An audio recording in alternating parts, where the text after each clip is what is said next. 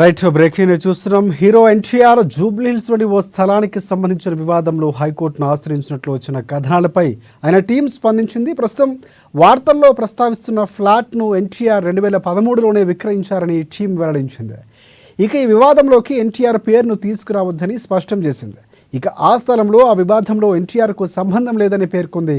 హైదరాబాద్లోని Jubilee Hills road number 75లో NTR 2003లో కొంత స్థలాన్ని ఒక మహిళ నుంచి కొనుగోలు చేశారని, అయితే ఆ స్థలంపై అనేక లోన్లు తీసుకున్న మహిళ ఆ విషయాన్ని దాచి ఎన్టీఆర్కు స్థలాన్ని విక్రయించిందని తెలిపారు. ఇక తీసుకున్న లోన్లు చెల్లించకపోవడంతో బ్యాంకులు ఆ స్థలంపై డెబిట్ రికవరీ ట్రిబ్యునల్ను ఆశ్రయించగా ఆ స్థలంపై హక్కులు బ్యాంకులదే ఉంటాయని ట్రిబ్యునల్ స్పష్టం చేసింది.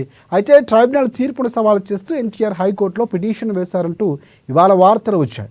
ఇక ఆ నేపథ్యంలోనే ఎన్టీఆర్ టీం ఒక ప్రెస్ నోటు ద్వారా వివరణ ఇచ్చింది. ఎన్టీఆర్ న్యాయస్థానాన్ని ఆశ్రయించారంటూ వస్తున్న వార్తల్లో నిజం లేదని స్పష్టం చేసింది.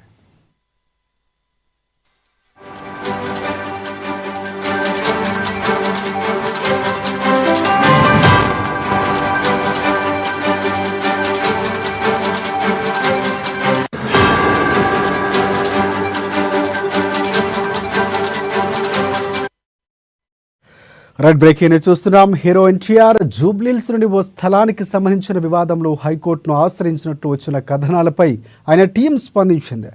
ప్రస్తుతం వార్తల్లో ప్రస్తావిస్తున్న ఫ్లాట్ను ఎన్టీఆర్ 2003లోనే విక్రయించారని టీం వెల్లడించింది.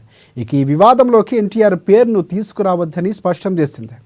ఇక ఆ స్థలంలో ఆ వివాదంలో ఎన్టీఆర్కు సంబంధం లేదని పేర్కొంది. హైదరాబాద్లోని జూబ్లీహిల్స్ రోడ్ నెంబర్ 75లో ఎన్టీఆర్ 2003లో కొంత స్థలాన్ని ఒక మహిళ నుంచి కొనుగోలు చేశారని, అయితే ఆ స్థలంపై అనేక లోన్లు తీసుకున్న మహిళ ఆ విషయాన్ని దాచిపెట్టి ఎన్టీఆర్కు స్థలాన్ని విక్రయించిందని తెలిపారు. ఇక తీసుకున్న లోన్లు చెల్లించకపోవడంతో బ్యాంకులు ఆ స్థలంపై డెబిట్ రికవరీ ట్రైబ్యునల్ ఆశ్రయించగా ఆ స్థలంపై హక్కులు బ్యాంకులదే అంటూ ట్రిబ్యునల్ స్పష్టం చేసింది. అయితే ట్రైబ్యునల్ తీర్పును సవాలు చేస్తూ ఎన్టీఆర్ హైకోర్టులో పిటిషన్ వేశారంటూ వార్తలు వచ్చాయి. ఇక ఈ నేపథ్యంలోనే ఎన్టీఆర్ టీం ఒక ప్రెస్ నోట్ ద్వారా వివరణ ఇచ్చింది. ఎన్టీఆర్ న్యాయస్థానాన్ని ఆశ్రయించారంటూ వస్తున్న వార్తల్లో నిజం లేదని స్పష్టం చేసింది.